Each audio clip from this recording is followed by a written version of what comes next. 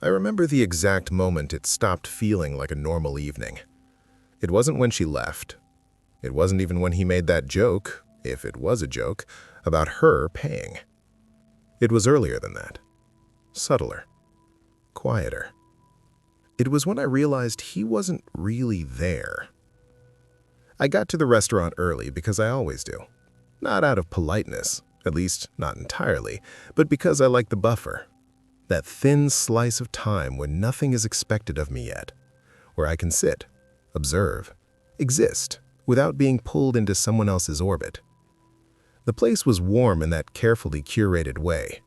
Low lighting, brushed metal fixtures, soft jazz bleeding into the air like a memory you couldn't quite place. Mid-range, but trying. The kind of place that wants to be chosen for anniversaries, but settles for first dates and birthdays.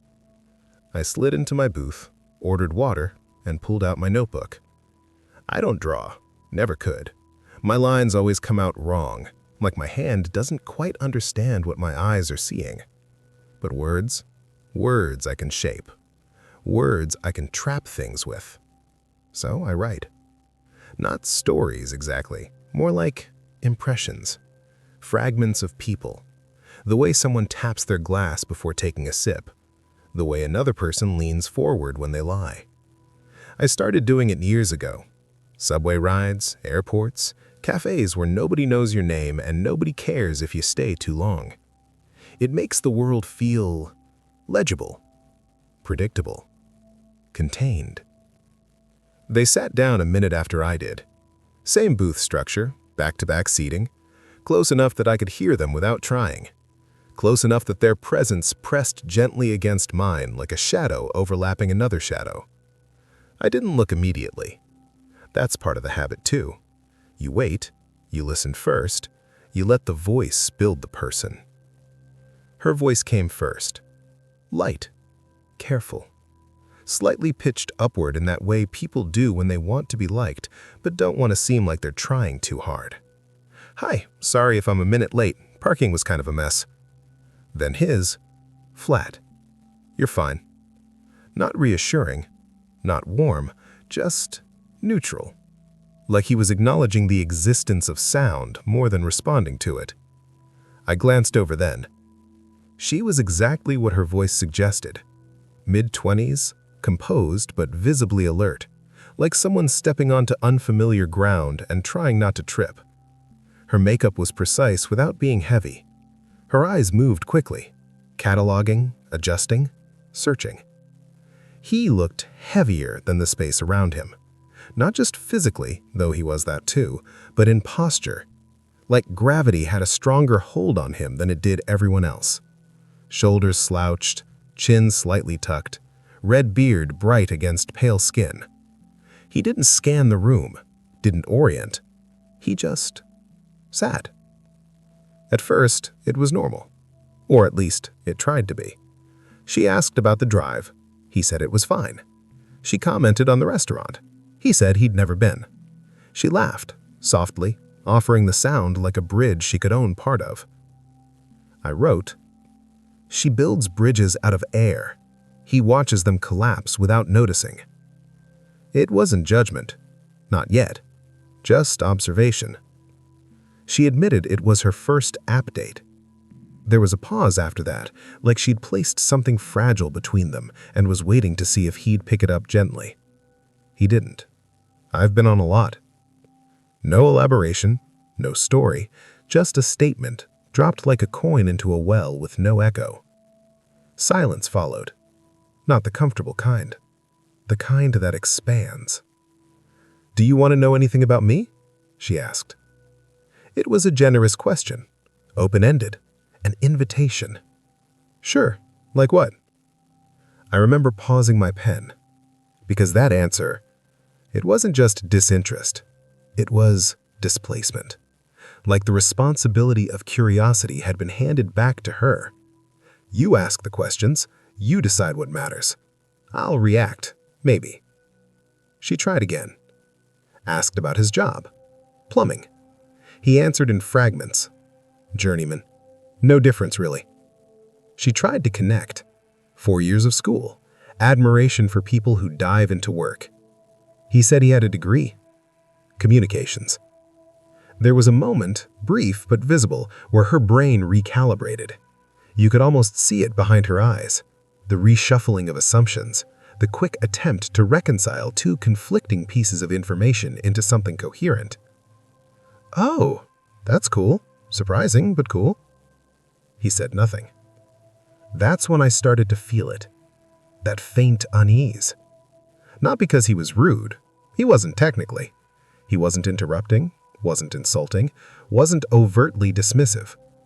But he wasn't engaging either. It was like watching someone interact with a chatbot that hadn't been fully programmed. Responses, but no presence. Language, but no intention behind it. She kept going. Confessed she talks too much when nervous, invited him in. "You're fine." Again, that phrase. Not comforting, not connected, just terminating, like a conversation endpoint. I wrote, "He doesn't answer, he ends things." She asked if he'd always lived nearby. Whole life. No story, no detail, no texture. Just coordinates. Then she told her story. The houseboat. Parents studying whales. She smiled when she said this. Really smiled, like this was a piece of herself she enjoyed sharing. Something unique. Something that might spark curiosity. Like George on Seinfeld, but real. She offered him a cultural reference. A hook. Something to grab onto. He looked at her and asked, "Can you eat whales?" I stopped writing. Not because the question was offensive, but because of how it landed. There was no humor in his voice. No irony. No curiosity either, really. It felt detached from the context. Like he'd selected a question from a list that had nothing to do with the conversation. She paused. You could see the flicker. Confusion? Recalibration? No. She didn't laugh. She didn't know how. I wrote, "He isn't misunderstanding her. He isn't listening at all." And that's when the thought first crept in. Quiet. Uninvited. What if he wasn't here the way she is? She asked if he was okay, offered to reschedule. That's when I felt something tighten in my chest. Because she wasn't just trying to connect anymore. She was trying to explain his behavior for him. Trying to give him an out that preserved his dignity. "You're fine." Again. Always the same phrase. Like a loop. I underlined it 3 times. You're fine. You're fine. You're fine. Patterns matter. Repetition matters. That's how you see what's really happening. She pivoted again. Physics, music, piano, a year spent playing. It was a good story. Structured, personal, open. He cut in. "What kind of money you make doing that?" This time, the pause was different. Longer. Heavier. She blinked. "Sorry?" He repeated it. Exactly the same. No adjustment, no softening. Just like he was testing if the input had been received correctly.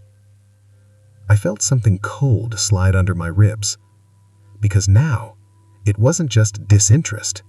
It was misalignment. A conversation where one person is operating on meaning and the other is operating on extraction. She dodged the question. Politely. "It varies." He nodded. "That's what I figured." I wrote, "He isn't asking to know her. He's asking to place her." After that, the conversation started to fracture. Not break. Fracture. Small cracks forming in the flow. She tried Netflix. He looked at the menu. She asked about food. He dismissed the restaurant. She apologized for his dissatisfaction. That part stayed with me. She apologized for something she didn't cause, for something he didn't even explicitly blame her for. She just absorbed it, redirected it inward. Then came the moment, the one people would point to if this were a simpler story. "I wasn't expecting you to pay." He grinned. "So you're paying? Cool, maybe I'll get something else." She laughed, because that's what you do. You assume humor. You assume good intent. You assume connection, even when it isn't there. But he didn't laugh. He just looked at her. "Oh, you were joking, right?" "What joke?" And there it was. Not cruelty, not exactly. Something worse. Absence. I wrote slower this time. There's no shared reality here. After that, it unraveled quickly. Interests, sports, high school, could have gone pro. No follow-up.